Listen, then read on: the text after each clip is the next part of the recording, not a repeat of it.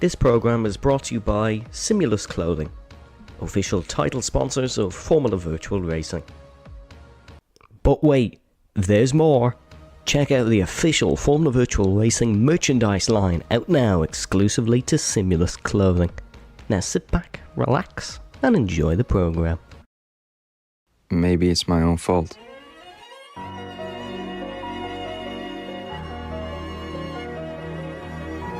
Maybe I led you to believe my highlights started on the podium and not in practice. The legend Rosenberg is a four-time champion of the world. Maybe I made you think that every race I did, I won. 2 litres in the tank for legend Rosenberg, rounding through the final corner. Does the greatest to ever do it, but if he doesn't, Scots and David steals it at the yard of bricks. Maybe it's my fault that you think I'm unbeatable.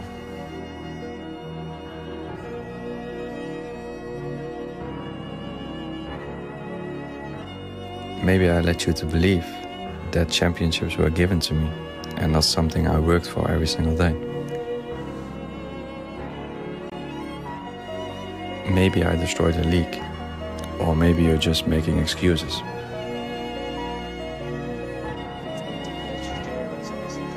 Maybe you can beat me. Come and try.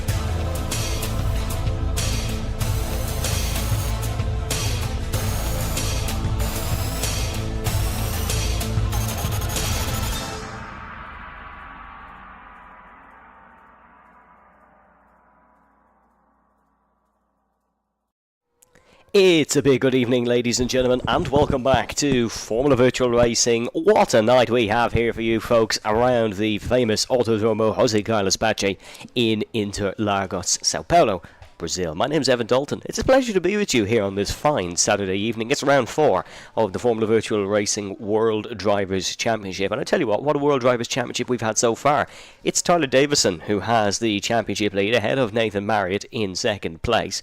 But it's been nothing but easy for those drivers. Last week proved that, Tyler Davison being overtaken in the final corner by Young Lightning Luke 5, or Luke Davies, as he's known as, and he knows he's got a fight in his hands, and especially here this evening. The grid might be low, but I tell you what, it's certainly quality over quantity. We've got an absolute stacked lineup, especially for qualifying here. I'm thoroughly looking forward to the qualifying even more than the race, because I think it's going to be an absolute shootout.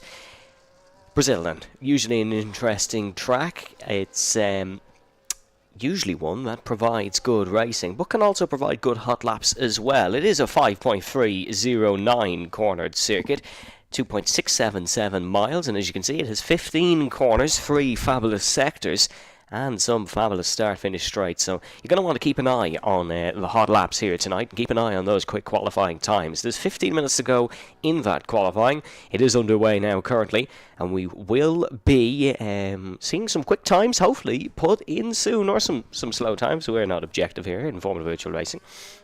But we like to see these fast Formula 1 cars produce some good times. And Adrian Tisci is going to do that just now. 1:10.5, banker for everybody in the grid to beat. Borbune is going to look to do so. That's Bas van Zeep who goes quickest.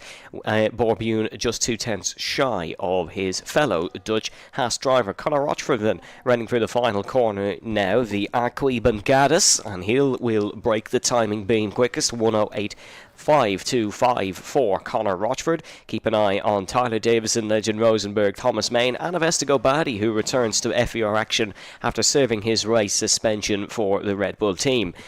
Luckily for Avesta, wasn't penalised too heavy actually for that incident. He is still currently second in the World Drivers' or third in the World Drivers' Championship.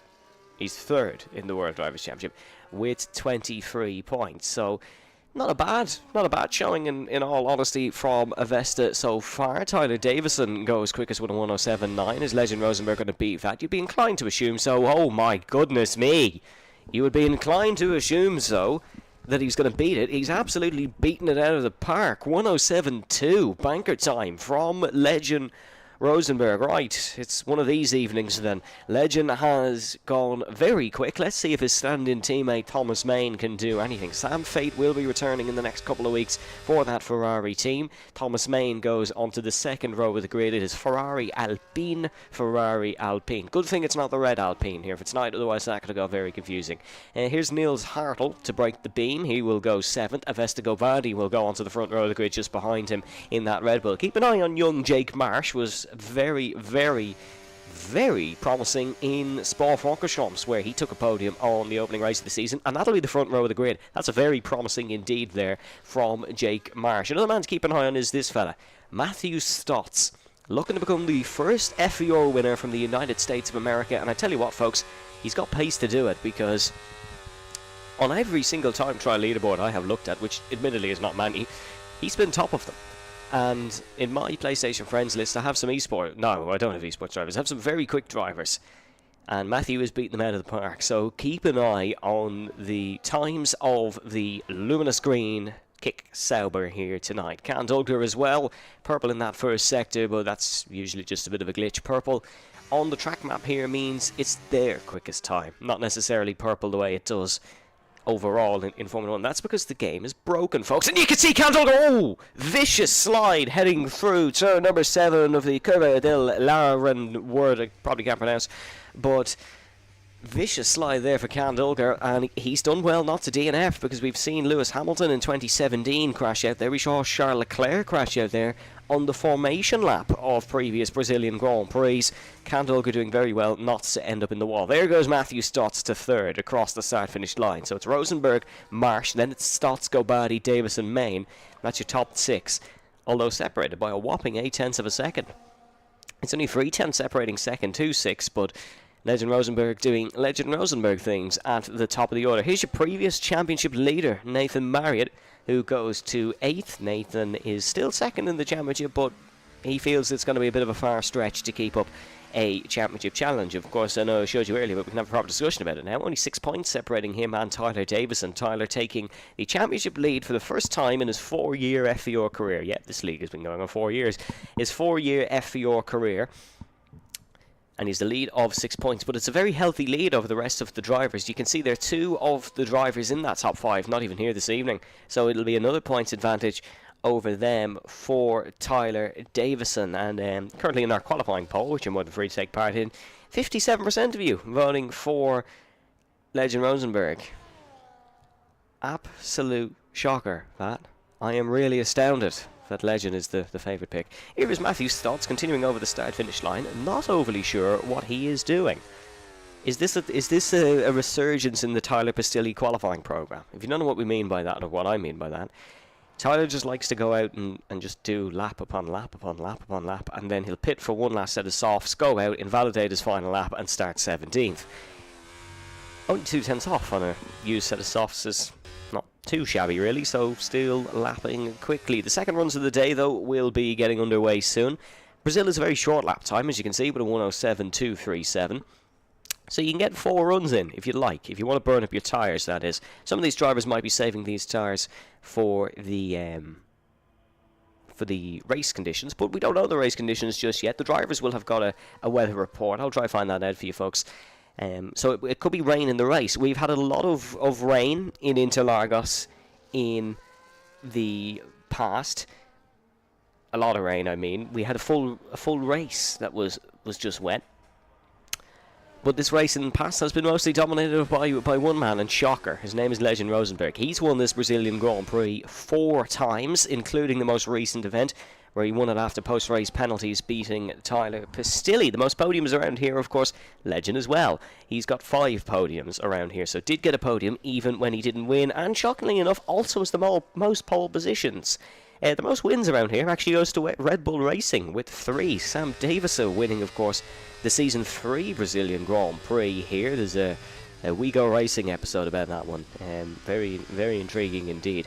I don't really want to watch it back because I did the editing 4 years ago on an iPhone, so I can only imagine the shambles that it is. But Sam Davison certainly wasn't a shambles on that day, and he was excellent. Took the win there, but we're not going to reminisce too much, because we are still on course to have a great qualifying session here. Hello to all of you watching. Hello to Liam Carrick, who is begging for my attention in the stream chat.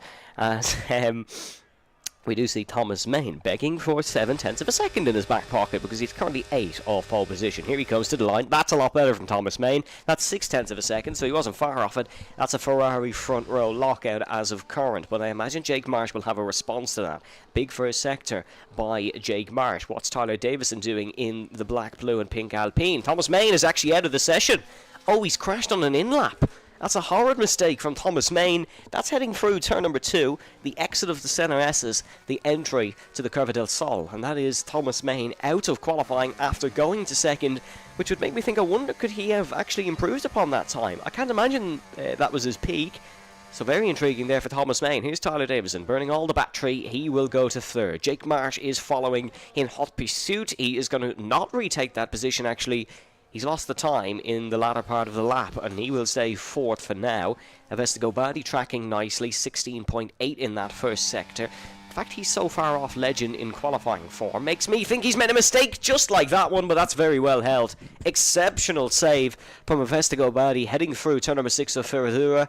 Just lost the car on the way in, but did nicely to hold it. This lap time is down the toilet, unfortunately, though. This won't be much of an improvement. We'll see the second split time, and that's way wide. Not a good lap here from Avestigobadi, and he will probably not improve on his time heading in towards Yunsao. You can see, yeah, 2/10 of a second down in towards the sector with 1 corner. You're not going to regain that time unless you lift it off on the straight, or you misclicked your battery or your DRS or something like that. But I imagine it will be a trip into the pits for the Ukrainian, and yeah, he'll absolutely confirm that thought.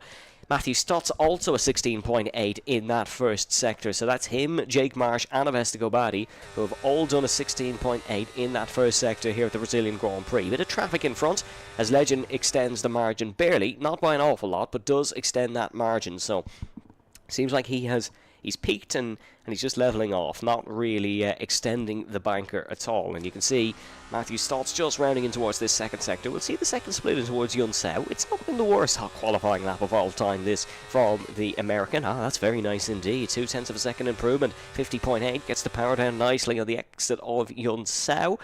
And he will blast around the final couple of corners, including the Arqui Bancadas, to try and complete his hot lap. Across the start finish line, it's front row the grid for Matthew Stott. Very nice indeed. Breaks the Ferrari stronghold. Thomas Main will be fuming because that's 1 lower starting position for him. He cannot, of course, improve upon his time at the later part of the sessions as he made the mistake. He is out of Brazilian Grand Prix qualifying. 5 minutes and 50 to go here. We're looking at Nathan Marriott heading into the middle sector.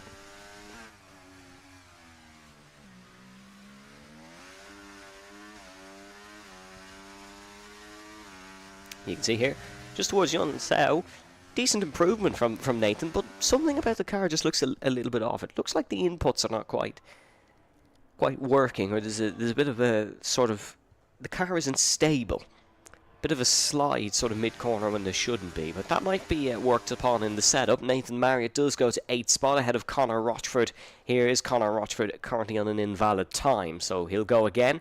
Niels Hartl, 2.5 seconds down, I presume not pushing on this lap.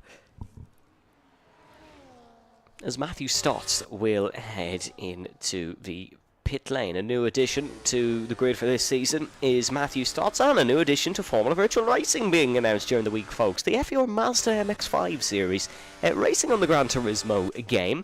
It's coming to you next Friday. Will be live streamed on the YouTube channel with some fabulous commentary by our very own Adrian Teishi. I know he's currently 14th in qualifying. He'll improve upon that, but trust me, a great commentator too, is Adrian, knows his stuff. He'll be commentating on that Mazda MX-5 series. We've got 4 great weeks of racing, starting at the small circuit just 60 kilometers outside of Tokyo. It is Tsukuba. Then we head to Blue Moon Infield A, which is a fictional circuit on the Gran Turismo game, but if you're a Gran Turismo player regularly, you will be well aware of it. We then head to the new Eger Norwood, which is a fictional circuit in Switzerland, and then don't worry, we do end in a real circuit, Laguna Seca. So if you're interested in racing in the Mazda MX-5s, head to our Discord server. It's going to be a fabulous series, mostly just for fun and enjoyment, but you can have a bit of real competitive racing in it as well.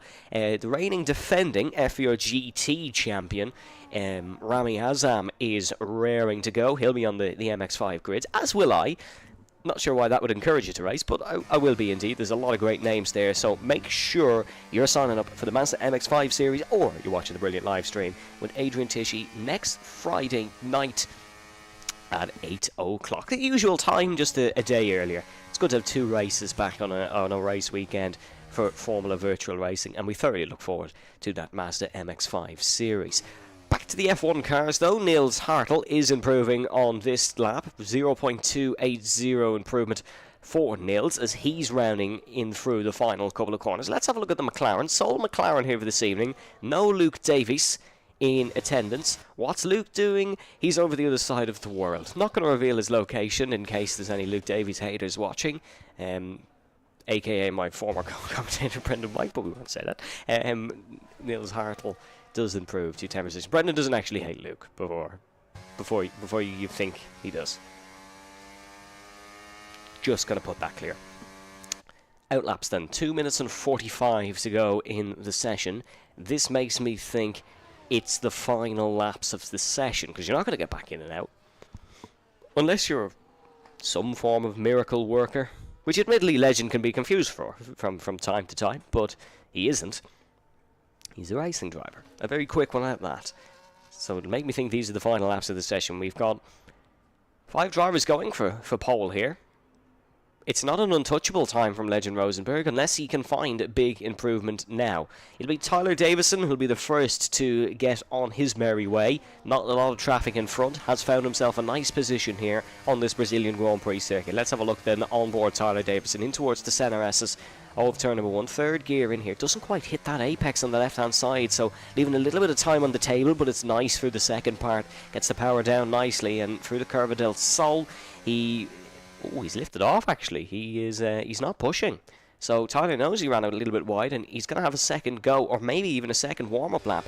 Legend Rosenberg doesn't get a toe off the Alpine. He's not improved in that first sector either. So it seems like the first sector is springing a bit of a surprise for these racing drivers. But this is the sector where Legend will excel in. The corners really suit him nicely. Quick into slow.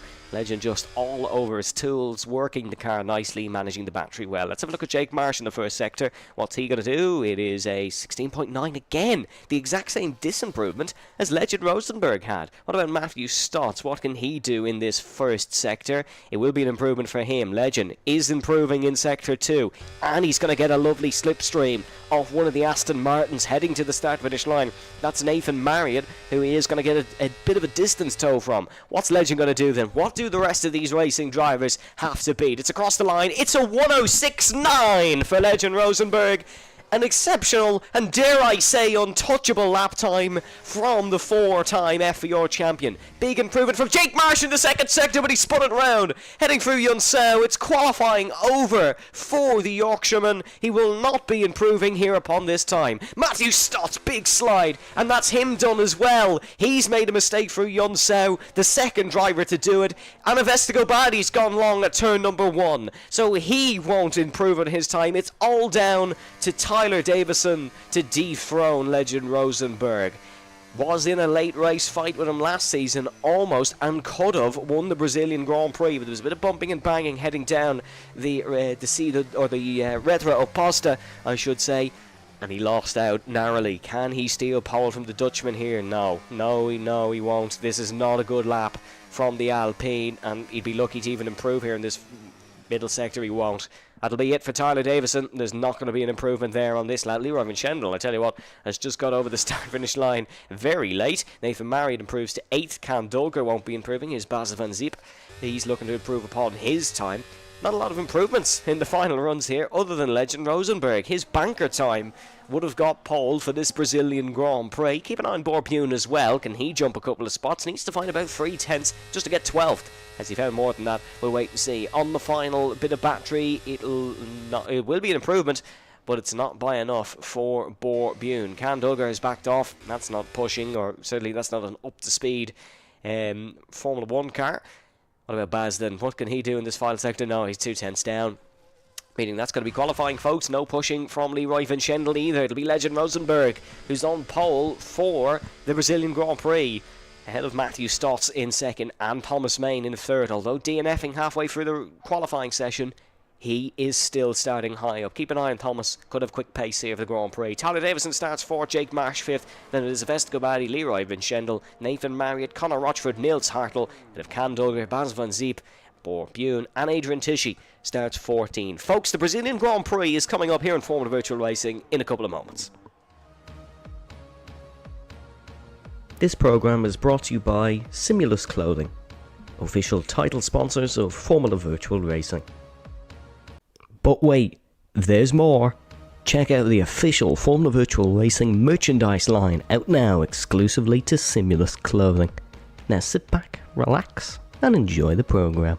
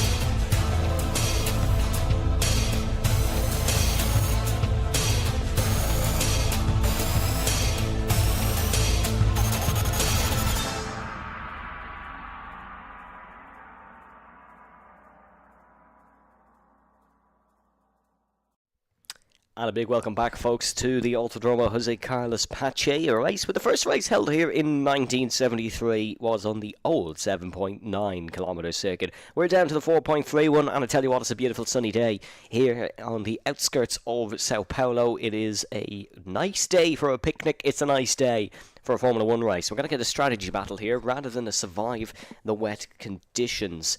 Can Matthew Stotts maybe spring a shock and win his first Formula Virtual race? Well, he's going to have to tackle a circuit where 13% engine power loss is existent due to the fact it's so high above sea level, 800 metres in fact. That's what the Sauber's going to have to deal with. He's also going to have to deal with the 4-time champion alongside him on the front row. But let's see how this one plays out then, as we have 5 lights on in Interlagos and we go racing in Brazil. It's a good race start there for the pole sitter, Legend Rosenberg, Thomas Main as well, very quick off the line, and side by side here with Stotts in towards the first corner, but they both go round. There's contact made in towards the first part of the centre S's, and Thomas Main and Matthew Stotts both go down the order. Main losing 5, Stotts losing 12.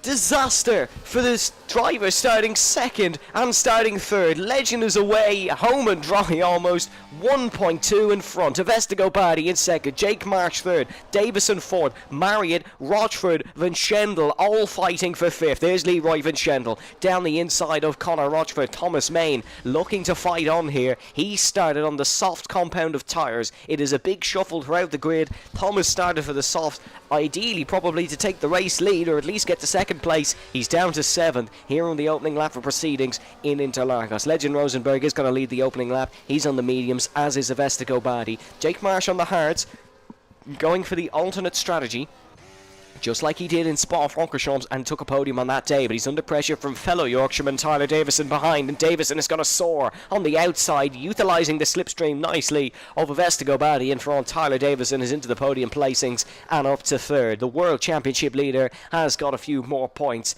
over the man, over the man behind him, which is Nathan Marriott. The man in 3rd in the championship is 1 spot in front of him, and a man you can never rule out in the championship is leading this Grand Prix. Onto the second lap of proceedings. Leroy Van Schendel got a good start. Oh, that's a bit of carbon fibre, a bit of polystyrene that's been spewed upon the circuit. That's actually coming off Thomas Main's car, which makes me think he's broken some form of advertising board or some form of sponsorship. And you get, what in the world is that? It's Conor Rochford's car it's coming off. I can't say I'm overly sure what masterpiece Codemasters have brought to us this time round, but that Alpine was disintegrating mid-corner, which is not ideal for him, but he is putting Nathan Marriott under a whole bunch of pressure here. The 4 drivers from 5th to 8th, all starting on the Pirelli soft compounded tyre. That's the softest step of tyre available here in this 2024 Formula 1 World Championship season.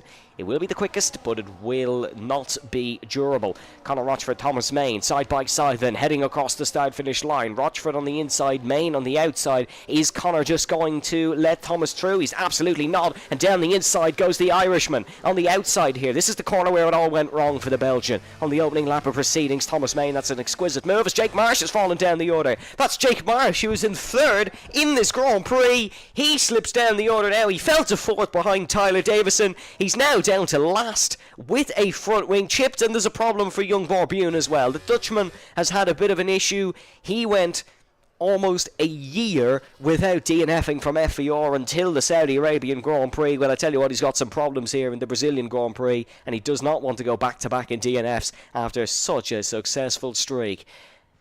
A very, very hectic opening couple of laps here in Sao Paulo. And there's still an awful lot to play out as well. Top 3 on mediums, then it's softs and mediums. Only the one man on the hards was Jake Marsh, who was running well, no longer unfortunately, and he is down the order into 13th place, 5.5 behind Adrian Tushy. Lap 4 then of this Grand Prix as we head on to it. The Alpine of Tyler Davison slowly making some inroads on Avesta Badi, but in all honesty it's a 36 lap race here in Interlagos. You don't have to be too pressure heavy. Actually, ignore that. Tyler Davison's going for 2nd. He wants to chase after Legend Rosenberg. Tyler knows he's got to win at least one race this season if he wants to win the World Championship.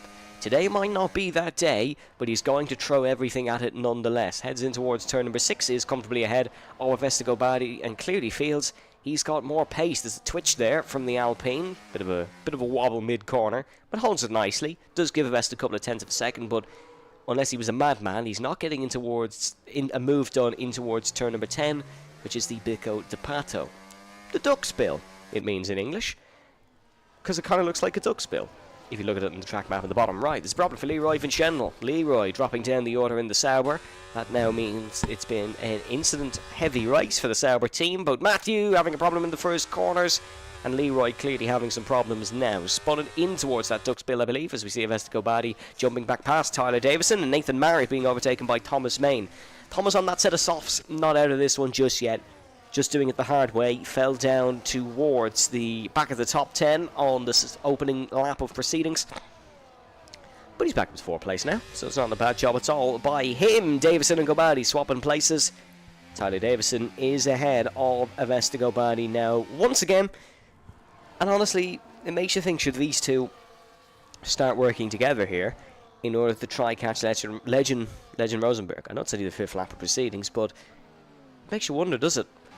Should they start working together and potentially making some inroads on the Ferrari driver in front? Legend has not won a Formula Virtual race so far this season. This is his 3rd race. He didn't race in the season opener in Spa-Francorchamps, did race in Monza, did race in Saudi, had a disaster in both. In terms of the Drivers' World Championship, Legend Rosenberg currently sits 10th with 11 points. So a win would go a long way at making inroads. Avesta just jumps back in front of Tyler once again. No fight from the Alpine because he physically can't. It's just too much straight line speed. Slipstream and battery very much prominent in racing at Interlagos. Slipstream more so at this early stage of the race, and DRS of course as well. What these guys can't afford to do is trip over each other though, and that goes back to the point of working together to catch Legion, because they want to win this race presumably, and it's not been an incident heavy season so far in Formula Virtual Racing. Vincendal gets past Adrian Tisci, so what I'm meaning by that is you can't really rely on a safety car, as Leroy has a big problem there in the middle of the corner, ran way too wide, and that allows Adrian to get back in front. Not quite confident in the car is Leroy, and as we're saying that, he spun it and has retired from the race. It's not a good look, that, but he has given up the ghost, and Leroy will become the first retirement of this evening's action. Disappointing for the Sauber, because he qualified well, had a good opening lap, was running well, but he's now out of the race on the 6th lap of proceedings. Disappointing for the Sauber. It's only have one car now left in this Grand Prix, especially when the race weekend, in quotation marks, started so well for them with that front row of the grid by Matthew Stutz. As here comes Tyler Davison once again, going to slingshot past the Avesta Gobadi, and the Red Bull doesn't put up much of a fight. 2.9 now the gap between these and Legend, so Legend is just outpacing them. Even with the fact they're slipstreaming, they're slingshotting past each other, and well, at least one of them is utilising the drag reduction system. This could be very similar to last week, where overall the race is just a battle for second. Last week we had Alessandro Serretti dominating from the front. He, of course, winning the Saudi Arabian Grand Prix and his third race of his FVR career. Winning the third race of his FVR career, which was also the third win of his FVR career. Need to say more. But Legend is doing similar up the front and just running away with it. The only thing about Legend here is, if there is a safety car, he sometimes is known for getting complacent. And that would be that he pits and comes back through the field, has to cut back through the field and makes a bit of an error. Nils Hartl and Nathan Marriott side by side. Oh, a bit of a nudge between the two British cars, and Aston Martin and McLaren wheel banging down the Retro Oposta. We saw Sebastian Vettel and Charles Leclerc both pick up multiple punctures for doing something similar on this straight in 2019. So Nils and Nathan don't want to repeat that. The German and the Brit on this occasion. It was the German and the Monegasque back in 2019. What is this glitch, by the way? Where there was constantly debris falling out the back of a car. Unless they just have a weird crumble zone. Which I can't imagine is true. But who knows? Who knows? Lap 8 of 36 now. We're heading on to lap 9 of 36. Nils Hartl has good pace here, but I think that's due to the soft tyres falling off, because he whipped past Nathan Marriott and he's now right on the back of young Conor Rochford, and Conor Rochford is being put under pressure here by the McLaren in towards turn 1. We're on board with the German. He's going to go for the inside line. Oh, almost clips the Alpine, pulls back behind, I should say, and he will not be able to make the move stick. Will he have to do it in towards turn number 5 like Nathan Marriott, or like he did on Nathan Marriott? To the left hand side goes Nils Hartl. Job done. Not much of a defence from Rochford, or just couldn't put up much of a defence due to the straight line speed and the pace of the McLaren. Nils Hartl is up to 5th here in this Brazilian Grand Prix. What an effort he's putting in as the sole McLaren tonight, looking to pick up the big points for himself and Luke Davies in Luke Davies' absence. Doing so for the time being. 5th will be a great finish, especially in this grid, especially given some of the quick drivers we have here tonight. Nils doing a stunning job.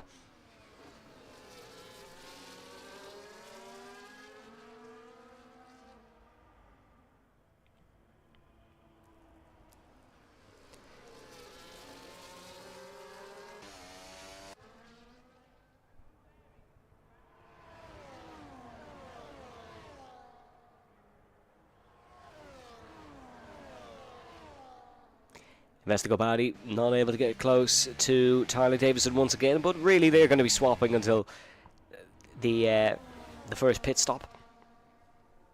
Or at least until close to that anyways. That's similar to how Tyler almost won this race last season. It was almost a strategical masterclass from him. Tyler Basile won it on the track. Legend won it after a penalty count. Oh, Niels Hartl being re-overtaken by Connor Rochford, not able to get the job done. Candoga in this fight now as well, trying to stick with Nathan Marriott as they round in towards turn number 9, down to, or up towards turn number 10, I should say. Not quite able to find moves are these drivers, although I imagine the slipstream in the DRS heading in towards turn number 1 that Niels Hartl is about to receive will bode nicely. Let's have a ride on board then with the Aston Martin in 7th and see can Niels go for the move. This is what Nathan's seeing heading in towards turn number 1. Niels Hartl gets the job done on Connor Rochford. Oh, bit wide for Stotts, and that's a bit of a half spin for Stotts. In the same corner where it all went wrong from earlier, he's lost a similar amount of time. Disappointing for Matthew. The battle rages on for 5th. Oh, here comes Connor Rochford trying the outside of Niels Hartl. Hartl going to have to defend it here. Rochford tries the long way around the outside. Cracking move by Connor Rochford. Niels Hartl going to fight it back. What a move by Niels Hartl to get the up and under done in towards the right hander. And look at this from Nathan Marriott. Tries around the outside. He's in the grass. He's in the grass. Can he hold it? Can he hold it? Oh, he just about can. Exceptional car control for Marriott. Tried it the long way. Didn't get it done, but held it nicely. He's lost time, he's lost the spot, but he could have lost a couple of wheels and maybe a little bit of a side pod there too. Really, really excellent racing.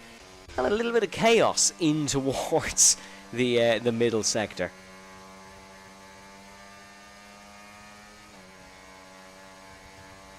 You can see battle for 2nd still raging on, but the real entertainment is this battle for 5th, I think. Between Niels Hartl, Connor Rochford, Candoga and Nathan Marriott. Is Rochford able to make a move? He isn't, but Doger's going for him. The Turkishman goes for the move and gets it done on Connor Rochford. Both Constructors champions here in FVR, but Rochford's picked up a penalty and they're driving like it. You can see Rochford trying it round the outside, not able to get it done. Got it tucked back into the slipstream here. Try what he tried on Niels Hartl on the previous lap. Not able to get close enough. We'll have to stick behind from 7th. They'll enter the middle sector now, but I'm sure they'll have another go at it down towards turn number 1 again.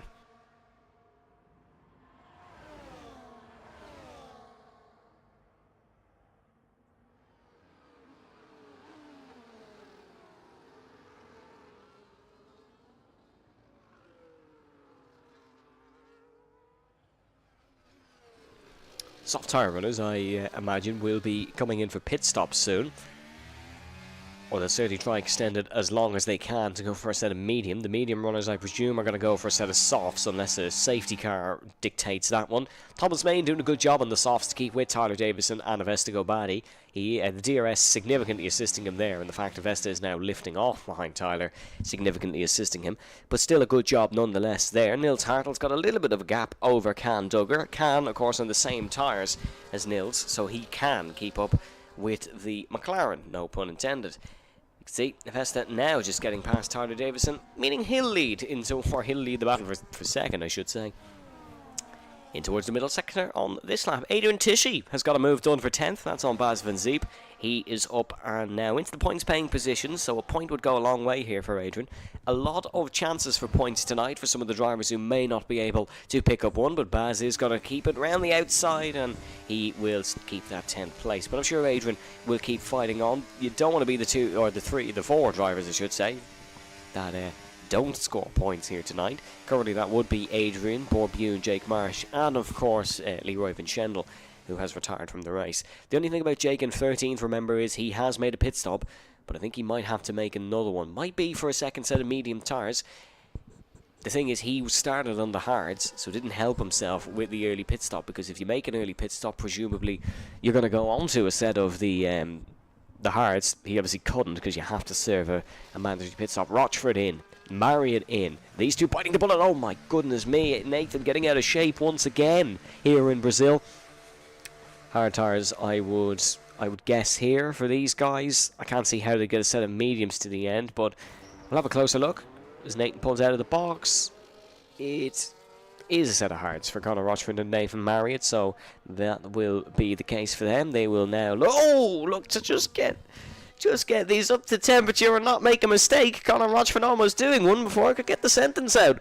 The Alpine sliding out of the pit lane, but he will hopefully have a bit more of an enjoyable time out on the proper racing circuit. Oh, look at this between Baz Van Zeeb and Adrian Tisci. Side by side up towards Ferradura of turn number 6. And you can see it's Tisci on the inside, Van Zeeb on the outside in the Haas. And is Baz able to get the job done? No, he isn't.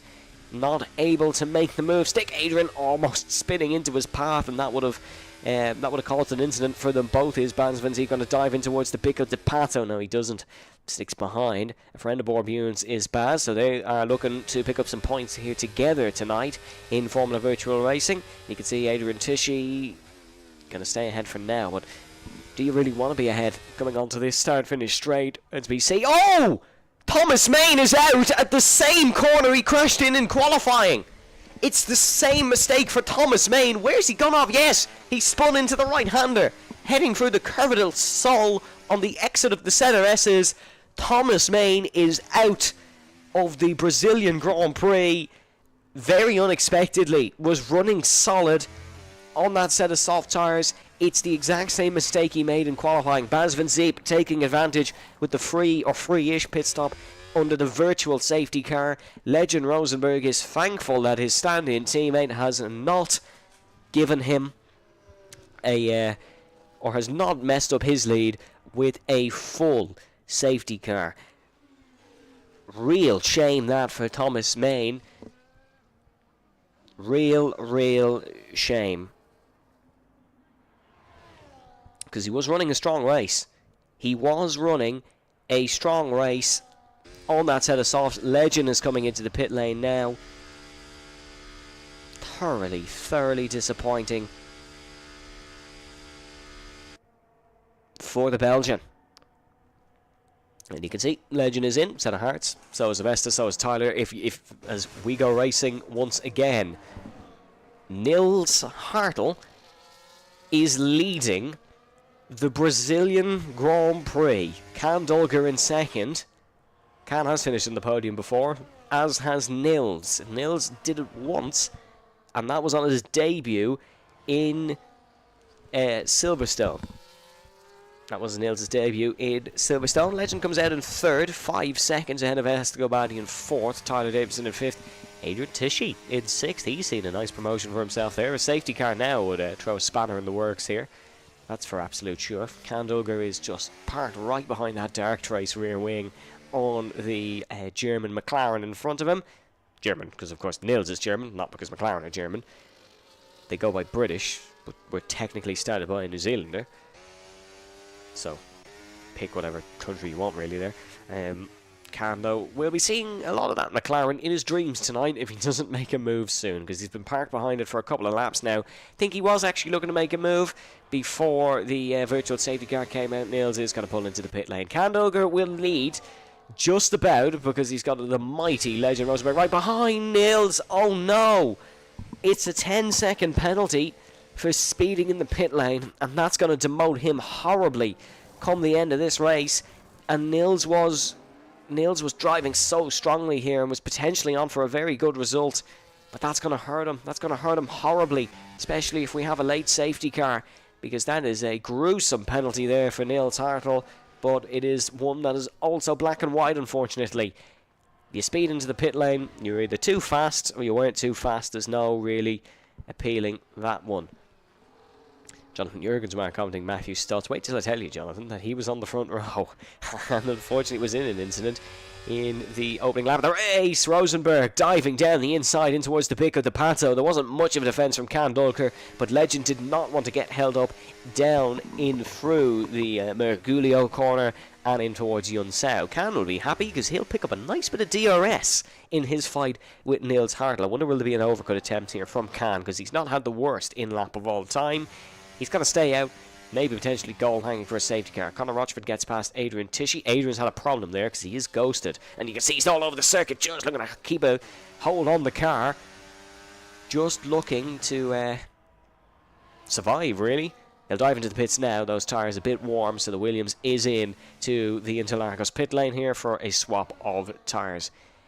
If he was able to last 2 more laps, he might have been able to go for a set of softs to the end of the race. They would have been rapid compared to the fact that everyone's on hard tyres here in this field. That might be what Candulger is opting for, actually. Tyler Davison in 4th, though, will still be picking up some good championship points. He'd like to finish ahead of Vestigo Bardi, though, because he knows Legend's probably out of sight by now. Unless we get some form of safety car, Legend is probably home and dry almost at this point. He's dominated this race. Won't get a Grand Slam because he didn't lead that one lap that Nils Hartl led and the one that Candulger led. But I'm sure 22 points will still suit him nicely. Or 23 if he's able to take a race win and a fastest lap. Sure, he'll still be okay with that. Candulger stays out, definitely going for a set of softs. Is the Turkishman. Vestigo Bardi and Tyler Davison just sitting pretty in 3rd. That will become 2nd eventually once Can pulls into the pit lane, so I think they know that. And I wonder, are they going to settle for the 18 points on offer here in this battle for 2nd? Or will they be praying for a safety car? Safety car, the only thing that's going to get them back into this one, just a pace deficit to Legend Rosenberg, but they could go all elbows out and then be fine. Jake Marsh, 10 seconds for speeding in the pit lane. He'll join Nils Hartl in the big penalty club. 2 10-second penalties being handed out in this race. I think they might be the first 2 of the season. I don't think we did get any other speeding penalties so far this season, so they might be the first 2. And the big ones. Harsh indeed. Nils was having a better race, admittedly, than Jake was, but that'll still hurt Jake nonetheless. As you can just see how quickly these new tyres are catching the very old ones of Candulger. But if Karen can go maybe 1 or 2 more laps, he will get into a soft window, and the soft tyre will be able to go to the end of the race. We saw 14, 15, 16 laps approximately. Of course, they can do a little bit longer in the second stint because the car is lighter, because it has less fuel, so they won't wear as much. But of course, then we saw Thomas Main make a rare mistake on 14 lap old tyres. So who knows, really? It's getting very dull as well. Now, a benefit, of course, because the cooler track temperatures will help tyre wear. Wonder is Tyler going to go for a bit of a dive here on Candulger to maybe give himself a bit of breathing room on Vestigo Bardi. He is! Dive down the inside goes Tyler Davison. Candulger very much aware of it and is not going to hold up the championship leader too much, but that has not worked for Tyler because the Vestigo Bardi is nipped through on the outside as well. I tell you what, very, very sportsmanlike behaviour from Candulger. He knows he's not in a fight for 2nd place or for even a podium here, but what he does know is he doesn't want to lose a lot of time because he has a very, very promising 2nd stint in this race upcoming because of his tyre saving and his tyre whispering. He knows well that he's not in the fight for the podium, but he is in a fight for good points in his own regard. And Vestigo Bardi goes to 2nd place. Tyler currently is the fastest lap of this Brazilian Grand Prix, and the fact it's getting so overcast makes me wonder, and slightly pray, that we get a crossover point and maybe a little bit of rain. Maybe a bit of a spanner in the works of what's been a fairly straightforward Brazilian Grand Prix for the 4-time world champion, Legend Rosenberg. It would be a bit simple, this, to take his 5th Brazilian Grand Prix win in such dominant fashion. Gotta work for your results! What's gone on there? It's a bit of desync or something. I thought Tyler just made the stupidest mistake of his FVR career and gone for that move, but it is a bit of lag, it is a bit of desync for the 2 of them. That scared me, little folks, I won't lie. That scared me because I was almost gone into autopilot talking about Vestigo Bardi, and then I saw Tyler straight line Legend or Vestigo Bardi. That scared the living daylights out of me. Avesto's dropped Tyler. He's just turned on the battery button, sent the fastest lap of the race, and he's absolutely dropped the championship leader. That's a crucial point in this race. Tyler no longer has DRS and ERS, and he might be forced to settle for 3rd. Nathan Marion able to get past Conor Rochford. This is a fight on track. This is the other Alpine. Oh, what a slide from the Alpine. both of these drivers, Nathan Marriott and Conor Rochford, have had their fair share of slides. Conor with the save on this occasion. Matthew Stotts could still be in this one with his pace. He's only 1.3 behind the battle. Could definitely still get a top 5 out of this if he wanted, and he's looking to push on and crack on and do so. Tyler Davison looking to push on and get back in the DRS of Avesta Gobadi. One mistake is all it takes here for Avesta, and Avesta's slow out of the big of the pat zone. No, he's got a good exit actually. Was slow on the entrance, I should say, not on the exit, but he has got a good exit. So he's still 1.2 ahead. No DRS on this lap once again for Tyler Davison. He's going to burn a bit of the battery. Both drivers are. Avesta has that button pressed. Tyler Davison did for a little bit, but doesn't have it now. Just saving a bit. Still 13 laps to go in this one. So anything could still happen. We've seen a rare error for one Ferrari. Don't rule out an error for another. I know he looks flawless at this point, but he's only lapping 1/10 of a second off a personal best, meaning a legend is still gunning for this one. He's not settled and he's not satisfied. Usually that shows a dominant nature in a racing driver, but it could lead to some disastrous circumstances. Conor Rochford getting the job done on Nathan Marriott. We need to keep an eye on this battle, as well as that battle between Jake Marsh and Adrian Tishy. But I don't think that one's going to last for much longer, because Jake just has a severe tyre advantage. 4-lap old mediums versus 5-lap old hards. The hards are slower than the mediums anyways, let alone when the mediums are fresher.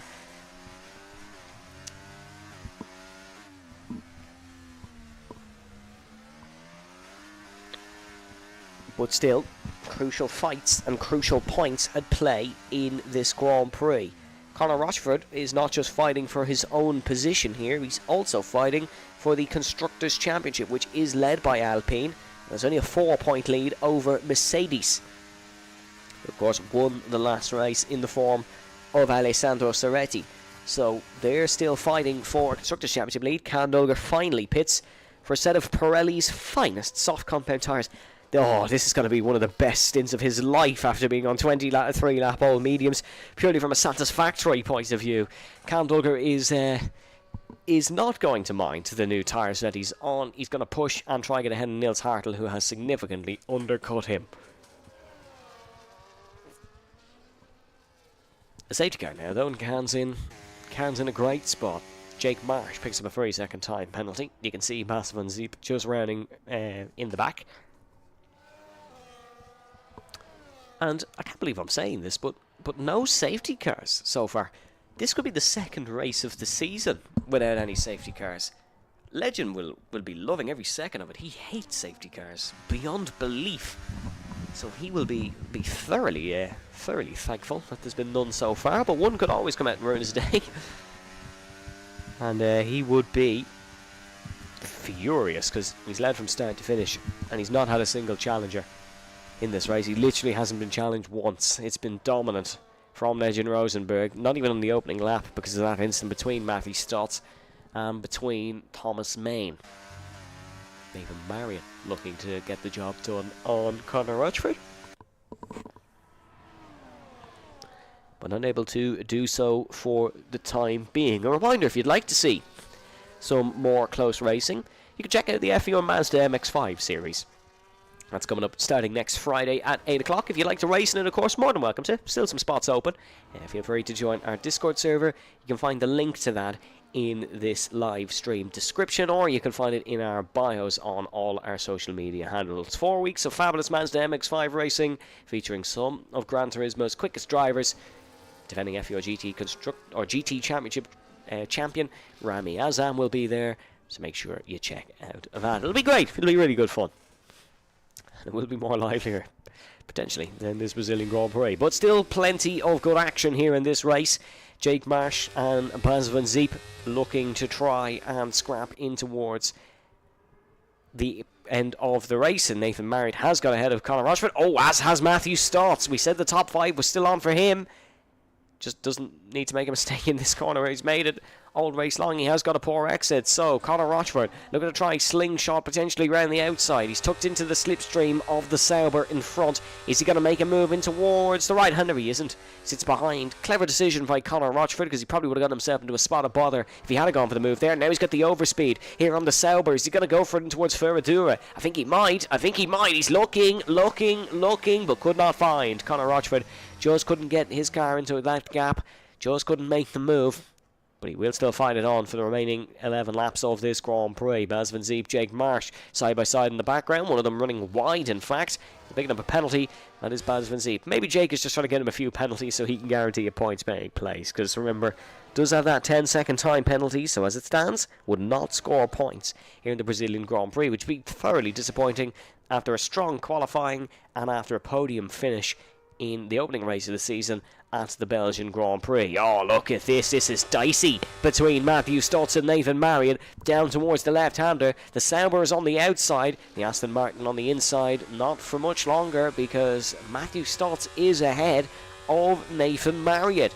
Is he able to stay ahead? That is. Drivers have struggled with this. That's a yellow flag. That is Jake Marston that's gone off in the final sector. Here comes Nathan Marriott down the inside of Matthew Stotts and gets the job done. What a move by the Aston Martin. Nathan has been exceptional in the wheel-to-wheel here today, and that Aston Martin, which is looking beautiful in the Brazilian sunshine, is going to look beautiful in a top 5 place if he can stay there. But I can't imagine that this one is done, because there's been a lot of DRS and slipstream swapping, specifically between these 3 drivers.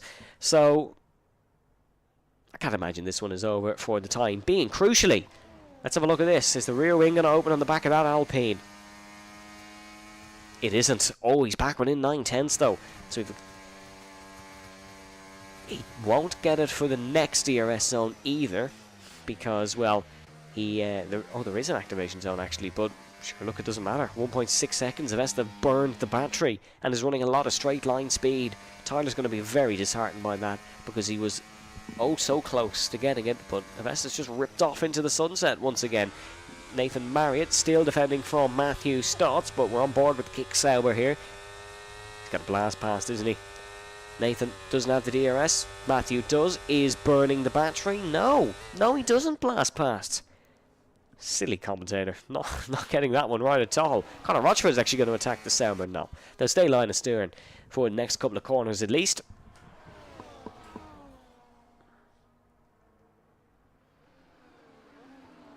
And we can see a forward place battle until the finish. We're not going to see a battle for the win till the finish, unless we do get a surprise safety car, because Legend literally has not even seen another car other than Cam Dulger when he overtook him because of pit stops.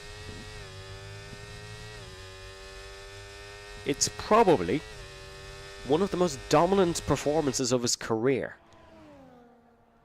because he genuinely has not looked like losing it for any given second. He's probably bored. He's probably bored at this point. He probably wants a battle. No, he probably doesn't. But it's been that dominant by Legend Rosenberg. He's been exceptional, and we will hear from him after what's looking like an inevitable race win. It's a Monaco-esque performance by him. Matthew Stotts not able to get close. As you can see, my PlayStation controller is about to die. Apologies for the notification. Jake Marsh having some problems heading through Yunsao once again, just like he was earlier in the race. So he needs to be careful and keep the car out of the wall. There won't be a point score for Jake Marsh here in this one, as I presume he's coming. Or actually, there could be a point score. He could go for a fastest lap, pit for a fresh set of softs and go for a fastest lap. Admittedly, I think he'd be in a battle with his teammate for it, because he's the other driver on a set of softs. And Jake is in to serve that 10-second penalty, which again is smart, because if there's a late safety car, he won't have that burden. He'll be fine if there's a late safety car. So here comes Matthew Stotts on the outside of Nathan Marriott, side by side in towards the first corner here on the 30th lap of this Brazilian Grand Prix. It's going to be Stotts who gets the move done. Now has to try defend in towards the Retro Post, or the Decido de Lago, I should say. The Retro Post is the straight, technically. Bit copy and paste, all these battles, but sure, look, interesting nonetheless. Nathan Marriott is just going to breeze past, though. No defence there on this occasion for Matthew Stotts.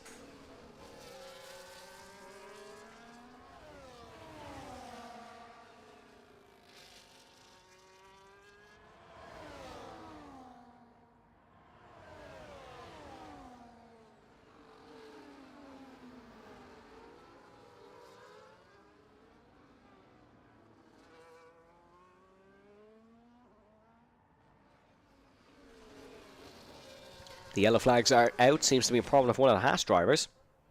It's Bourbion, I believe, who's had a bit of an issue of some sort. Not entirely sure what that issue is, but brought out the yellow flags briefly. Oh, there's Jake. That's Jake Marsh round. It's that corner again. So it seems like Thomas Main has problems through turn 2. Jake Marsh has problems through turn 12. Because they both have made a number of mistakes heading through that corner. Oh, that's dicey, and that's Rochford. Conor Rochford very out of shape here at the Brazilian Grand Prix. Is he going to pick up a penalty? He doesn't. But there was a little bit of contact, I think, in the wheel-to-wheel between himself and Nathan Marriott. And that forced him wide. And he wasn't able to get that job done. Now, Matthew Stotts side by side with Nathan Marriott. This is getting more dicey between these three, and they're now starting to see the end of the race in sight, and they know that the battles are only raging on. 1/10 of a second separating the two greener cars on the grid. The British Racing Green, Aston Martin, and the whatever kick colour, Sauber. Not an official name for that colour, I don't believe, but it's a different car nonetheless. It's nice and bright, I suppose you can't complain, compared to some of the more darker Formula 1 liveries, and Matthew Stotts is looking for a bright end to this race, and that would be a 4th-place finish as it stands. Conor Rochford does have penalties, so that would make him suffer, so it seems to be between these two. Down towards the first corner. Will it end in a result like the Conor Rochford attempt? It won't. Matthew Stotts will get the job done. Shockingly enough, I think Nathan Marriott might have another go down towards turn number 5 as it's a slide for Matthew Stotts. Once again, heading through turn number 2. That could cost him in this battle. The Aston Martin, is he going to get the job done? He isn't. Oh wow, he actually isn't. Oh, is he? Is he? He's got overspeed. Heading through turn number 5. No joy though. No joy here for Nathan Marriott. Or is there? Oh, that's a brave move. A brave attempt. But the Sauber just coming out on top here. And it seems like this is going to be the only battle, unfortunately, to the end of the race, because Avesta has dropped Tyler Davison. And he's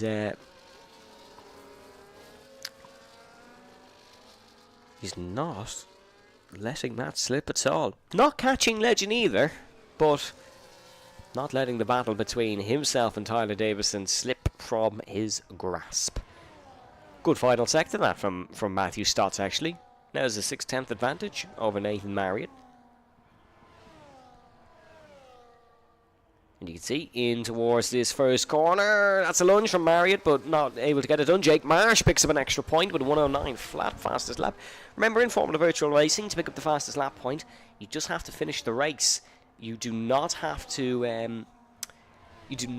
finish in the top 10 like Formula 1. Marriott ahead of Stotts now. The Aston Martin gets the job done. The man who led the championship for one race is back up to 4th here in Interlagos. Currently 2nd in the championship. Still looking to keep a solid championship position.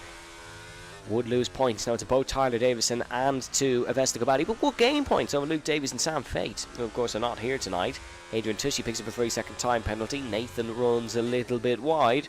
So that might cost him as we enter lap 34. Safety car threshold officially over, so we'll be green flag running until the end here, folks, which all but confirms a certain Dutchman winning the Grand Prix. But Avesta has caught. He's got 4/10 in the last lap, so fair play to the Ukrainian. He's having one last go at it, wants to try and get something out of this race, even if it is just a bit of motivation for the 5th round next week. Here comes Matthew Stotts. Outside this time for Stotts. Has been going for the inside, but it'll be the same result. He'll take the lead in this battle. Let's have a look at the battle between Baz Van Zeep and Adrian Tishy. Jake Marsh picks up a 10-second time penalty for speeding in the pit lane. He's gone back onto a set of hards, says Jake. No, he's gone for a set of softs now. So I don't know why I was saying a set of hards. You can see Adrian Tishy just ahead of Baz Van Zeep. Nathan Marriott gets ahead of Matthew Stotts for the time being. And you can see the Williams just ahead of Baz now. Here comes Baz, trying it down the inside. Let's have a look at the penalties here in this one. So this would be this would actually be an Adrian Tushy win in this battle for 9th. Both a points paying position. The mistake by Bourbion and the mistakes for Jake Marsh throughout the race have helped these both in getting a solid points finish here in Brazil. Coming on to the last lap, though. Legend has started the penultimate lap. We will have one more after this for Legend, 2 more for these drivers in the battle for 4th, and there's actually been a lap traffic getting involved here. It's the Haas of Borbune, who does technically have to get out of the way here. Blue flags are in operation in Formula Virtual Racing. I don't think Nathan's going to complain, though, because he's picked up a nice bucket load of DRS here in towards the first corner. Matthew Stott's not able to get it done, and you can see him just trying to navigate the lap traffic. Borbune does have to get out of the way, which he's not doing. You do have to obey the blue flag order. He's not, so could get in a spot of bother with the stewards if that were to be reported. Here comes Matthew Stotts, going to try dive it down the inside, not waiting for the last lap like some, and Matthew Stotts is ahead here in the battle for 4th. That could be a crucial move, because theoretically if Nathan was to get past in towards turn number 1, Matthew Stotts would be able to defend in towards turn... Matthew Stotts will be able to get back past in towards turn number 3. Borbune is not helping this situation at all. He needs to try and... he needs to get out of the way. He needs to obey blue flag order, because he's not helping Nathan Marriott, and he's not really helping Well, he might help Matthew Stotts if he gets back in front of him and gives him a load of DRS, but for the time being he isn't. I wonder would Matthew tactically just lift off here and pick up a load of DRS, but we'll wait and see. It's the final lap of the Brazilian Grand Prix that these drivers are coming on to in this titanic battle for 4th.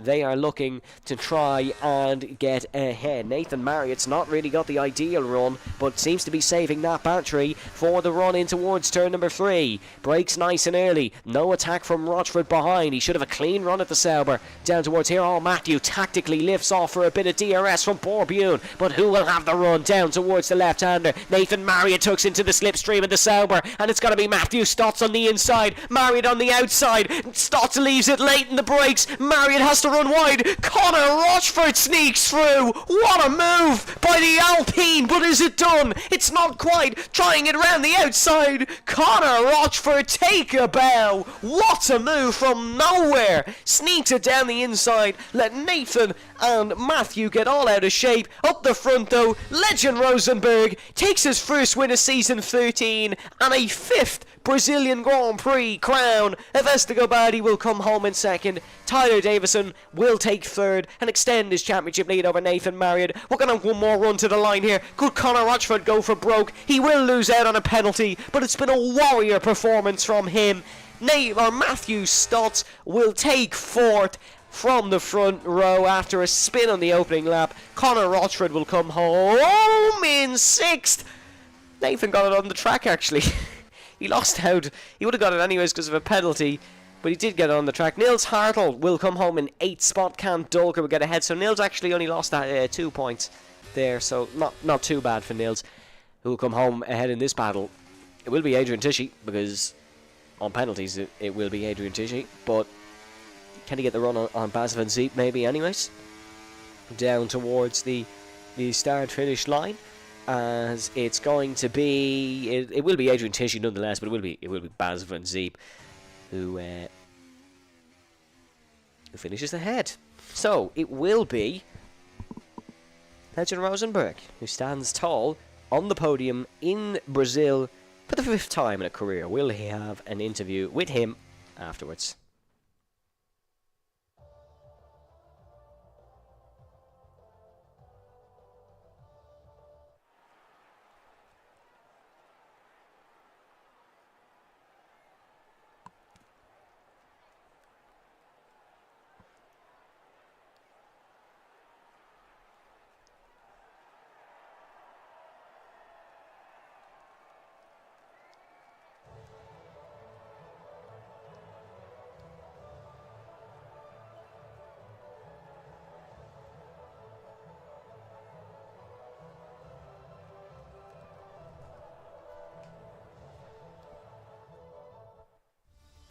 Here's your full race results then in Interlagos. It is Legend Rosenberg who takes the race win for Scuderia Ferrari of Estegobadi in 2nd.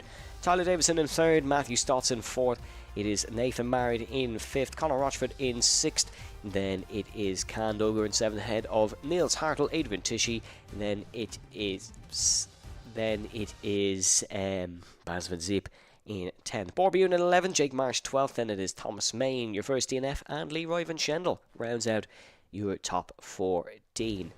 Hopefully, we can hear from some drivers and hear from an interview. We can. They're all waiting for us in the waiting room.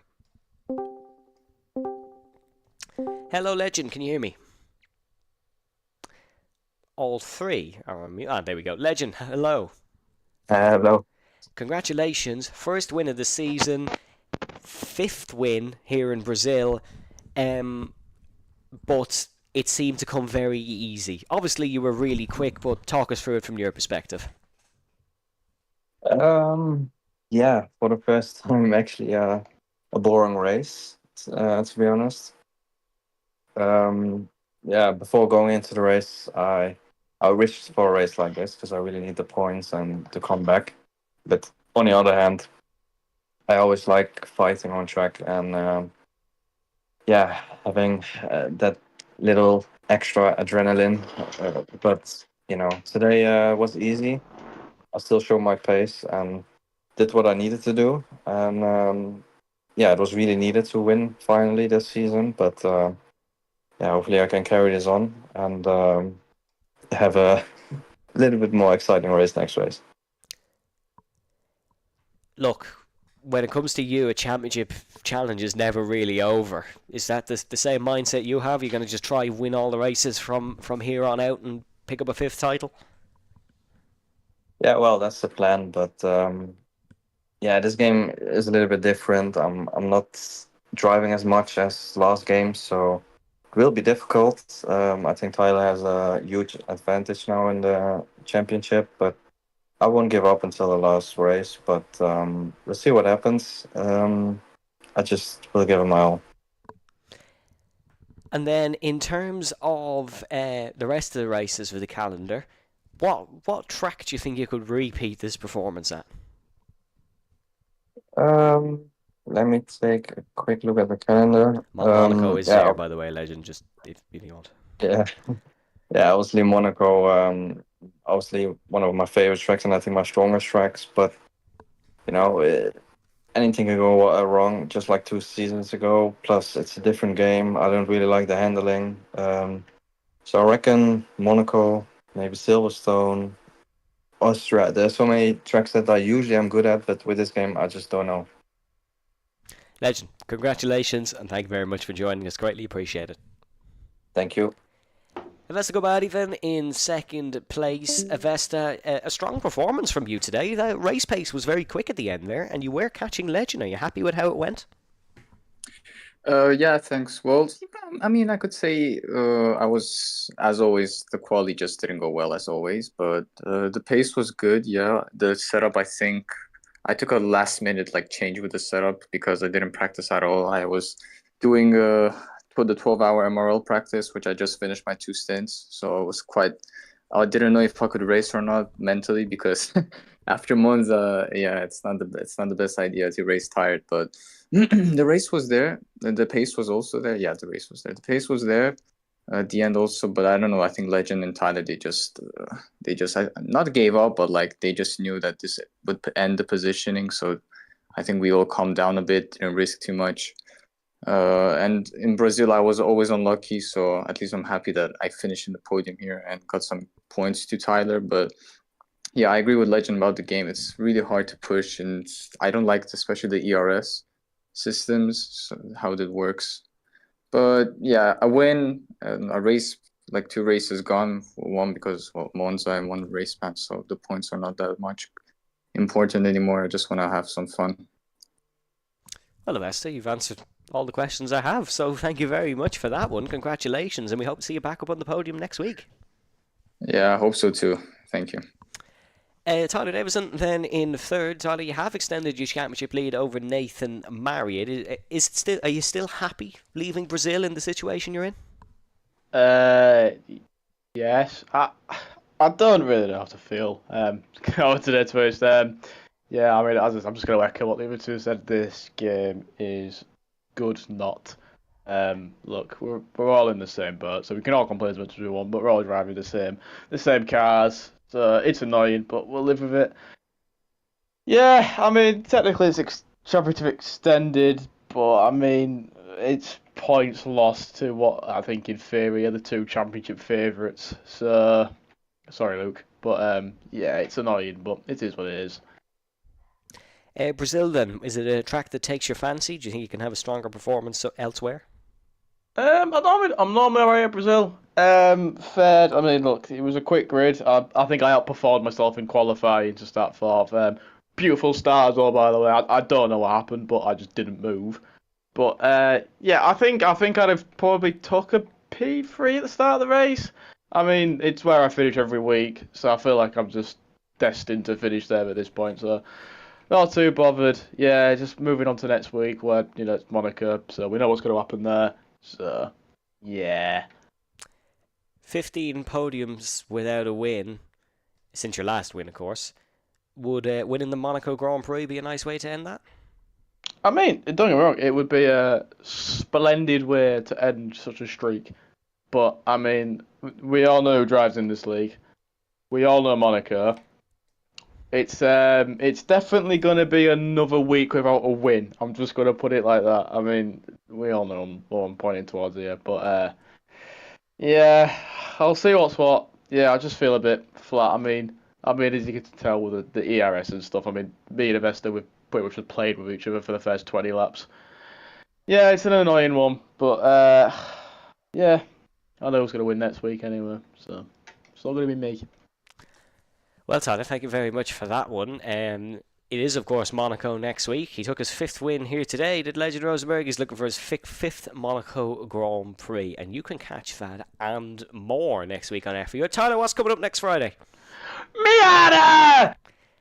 That. You can catch the FVR Mazda MX-5 series next Friday night at 8 o'clock. That'll be our next live stream here. If you want to race in that, of course, folks, you still can. Make sure to get your sign-ups in on the Discord server. That's all we have time for here in Brazil, folks. It's been a pleasure. The Monaco Grand Prix coming up next week. You can catch it at the same time as ever. We'll leave you with a quick word from our sponsor, Simulus Clothing. My name's been Evan Dalton. As always, stay safe, stay well, and we'll see you next time. Bye-bye. This program is brought to you by Simulus Clothing, official title sponsors of Formula Virtual Racing. But wait, there's more. Check out the official Formula Virtual Racing merchandise line out now exclusively to Simulus Clothing. Now sit back, relax, and enjoy the program.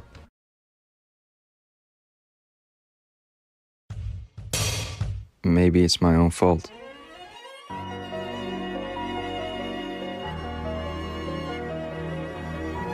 Maybe I led you to believe my highlights started on the podium and not in practice. The Legend Rosenberg is a 4-time champion of the world. Maybe I made you think that every race I did, I won. 2 litres in the tank for Legend Rosenberg, rounding through the final corner. Does the greatest who ever do it, but if he doesn't, Scots and David steals it at the yard of bricks.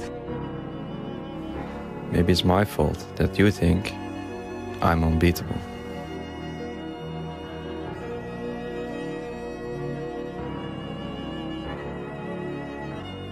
Maybe I led you to believe that championships were given to me and not something I worked for every single day. Maybe I destroyed the league, or maybe you're just making excuses.